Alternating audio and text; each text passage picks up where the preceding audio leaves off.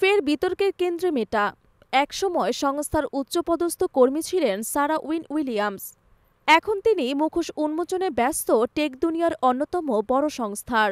তার লেখা নতুন বই কেয়ারলেস পিপল প্রকাশে আসতেই শুরু হয়েছে আলোড়ন। বইয়ে উইলিয়ামস স্পষ্ট লিখেছেন, মেটার যে কোনো মূল্যে উন্নতি চাই। এই মানসিকতা বাস্তব দুনিয়ায় ভয়ানক ক্ষতি করছে।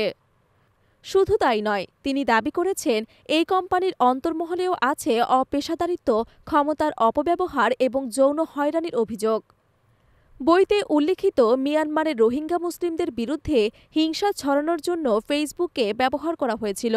তখনও মেটা দায় এড়াতে চেয়েছিল, কিন্তু পরে নিজেরাই স্বীকার করে যে তারা পর্যাপ্ত ব্যবস্থা নেয়নি। এছাড়া বইতে স্থান পেয়েছে 2016 সালে ট্রাম্পের নির্বাচনী প্রচারে ফেসবুকের ভূমিকা, জাকারবার্গ ও শেরিল স্যান্ডবার্গের ক্ষমতার দৌরাত্ম্য, মেটার নতুন নীতিপ্রধান জোয়েল ক্যাপলানের উত্থানসহ আরও বেশ কিছু আলোচিত কাণ্ড। উইলিয়ামস 2011 সালে নিউজিল্যান্ড সরকারের কূটনীতিক পদ ছেড়ে যোগ দিয়েছিলেন ফেসবুকে।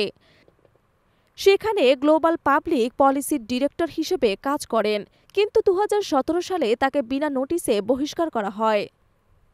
ফেসবুক দাবি করেছিল তিনি ভিত্তিহীন অভিযোগ করেছিলেন, কিন্তু উইলিয়ামস বলেছেন তিনি অফিসের এক কর্মীর সঙ্গে ঘটে যাওয়া যৌন হেনস্থার ঘটনা প্রকাশ করতেই তাকে সরিয়ে দেওয়া হয়েছিল।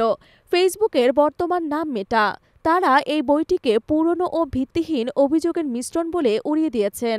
সংস্থার মুখপাত্র নেকেজি নেনজি বলেন, এই বইতে যা লেখা হয়েছে তা আসলে আমাদের শীর্ষ আধিকারিকদের বিরুদ্ধে অপপ্রচার। লেখিকা এখন শুধুই একজন অ্যাক্টিভিস্ট।